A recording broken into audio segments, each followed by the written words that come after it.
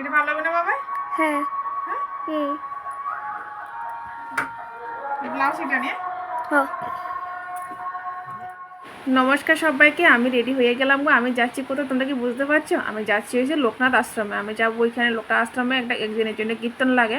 তো ওইখান থেকে যাবো আমি দুপুরের অন্নভোগটা আনতে। সকালবেলা আমি রান্নাবান্না করিনি, আর ওইখান থেকে আমি নিয়ে আসবো অন্নভোগটা। আর সবসময় লোকনাথ উৎসব থেকে কীর্তনের অন্নভোগটা নিয়ে আসি।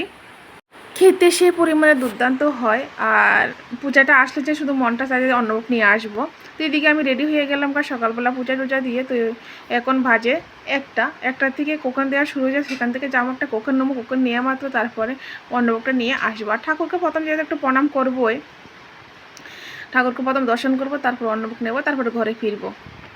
তোমরা তো সবাই জানো প্রচুর পরিমাণে বৃষ্টি হচ্ছে। আর এদিকে দেখো মানে আমার সব কিছু কাপড় চোপড় ভিজে, আর হাপুসটা অনেক বৃষ্টিতে ভিজে গেছে, এটা রোদে দিয়ে দিচ্ছি। আর ঘর যাওয়ার পথেও কিন্তু কাজ করুন লাগে। আমি যাচ্ছি ছাদের উপরে, ওইখানে যাই একটু ফটোশ্যুট করবো, কেননা একটা শাড়ি পরলে তো একটু ফটোশ্যুট করতে রিলস ভিডিও বানাবো আমি। সবসময় ক্যামেরাম্যান থেকে আমার শোনো। আর এদিকে আমার ভিডিও বানানো শেষ, আর আমি চলে যাচ্ছি কিন্তু নেসে যেয়ে সেই পরিমাণে আমি ব্যাগ ট্যাগ নিয়ে চলে যাবো আমি কিন্তু আশ্রমে। আর এখানে নিয়ে নিলাম ব্যাগ, আর যাওয়ার সময় একটা নিলাম যে কটরি নেওয়ার লাগে, কেননা এটার ভিতরে ঢুকে অন্নভোগটা নিয়ে আসি আমি সব সময়। আর নিয়ে নিলাম আমি টাকার ব্যাগটা, কেননা টাকা দিয়ে আনতে হইব। আর আবার অন্নভোগের রেটটা কেমন ছিল তাই বলবো না, এটা পরে বলবো। আর আমি রেডি তো হয়ে গেলাম, চলছি আমি ঠাকুর বাড়িতে। ব্যাগ নিয়ে নিলাম, তোমাদেরকে দেখা দিচ্ছি। আর চলো পেদাল যাচ্ছি। আর আমার ঘর থেকে বেশি দূরে না, 2 থেকে 3 মিনিট লাগে আমার ঘর থেকে যাইতে, বেশি দূরে না। আর সে পরিমাণে মানে কালকে বয়স দিতে পারছি না। আর ওইদিকে দেখো গুমতি নদীটা কিন্তু দেখা যাইতেছে, গুমতি নদীটা কিন্তু অনেক জলে ভর্তি হয়ে গেছে। আর দেখো পাশাপাশি বাড়িটি এসে না, যখন বর্ষা আসে তখন কিন্তু বাড়িটি কিন্তু অনেক জল উঠতে জায়গা। আর জলটা প্রচুর পরিমাণে ঘোলা, কেননা অনেক তো বৃষ্টি হইতে আসে। আর দেখো একদম পাশে দিয়ে বাড়ি। তো দেখার পর সবসময় আমার ভয় লাগে যে বাড়িটি দেখার পরে সবসময় ভাবি যে নদীনে ভাঙিয়ে নেগা তাদের বাড়িটা। আর এটা হচ্ছে কালী মন্দির, শ্মশান কালী মন্দির। এখানে কিন্তু শ্মশান আছে কিন্তু। আর আমি ঢুকে পড়লাম অন্নভোগ নেওয়ার জন্য। আর মানুষ এখানে অন্নভোগও দিতে আসে। আর এটা হচ্ছে লোকনাথ মন্দিরটা। আর এখানে কেউ অন্নভোগ নিতে আসে, আর ছোটো ছোটো কটরি দুটি একটু অন্নভোগ আসে না দিতে আসে মন্দির থেকে। আর এখানে দেখো কীর্তন চলছে লোকনাথ মন্দিরে। বাস দুপুরবেলা তো অন্নভোগ নিয়ে আসতেছি। আর রাত্রে আরেকবার যাবো, রাত্রেবেলা খিচুড়ি প্রসাদ দেওয়া হয়। তো হাজব্যান্ড আসবে, হাজব্যান্ডের সাথে যাবো রাত্রেবেলা।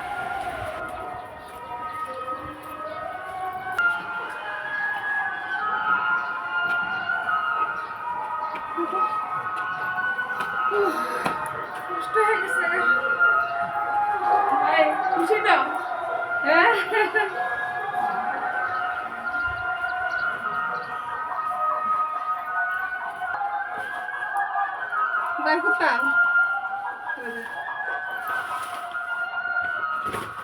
কতটি আনছো?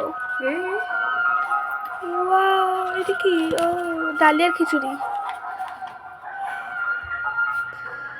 অনেক রকম তরকারি আছে।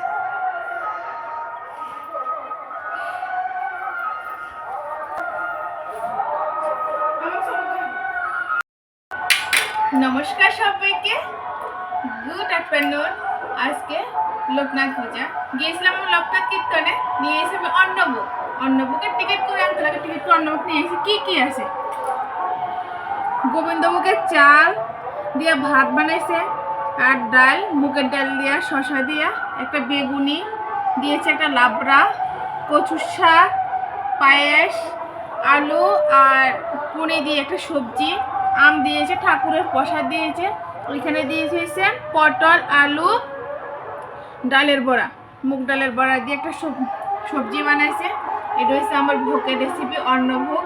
মানে অতটুকু বানাইছে, অতটুকু দিয়েছে। আর এই থালিটার রেট হচ্ছে বেশি না, খুবই সুস্বাদু হয়। এই কারণে আমি নিয়ে আসি, আমার মেয়ে পছন্দ করে, অনেক পছন্দ করে। বাস খাবো, নিয়ে নিচ্ছি। প্রথমে দিয়ে দিব আমার সোনা মাকে, হাজব্যান্ডের জন্য রাখবো, হাজব্যান্ডের জন্য একটু রেখে দেবো। সবকিছু হাফ করে দিয়ে দেবো।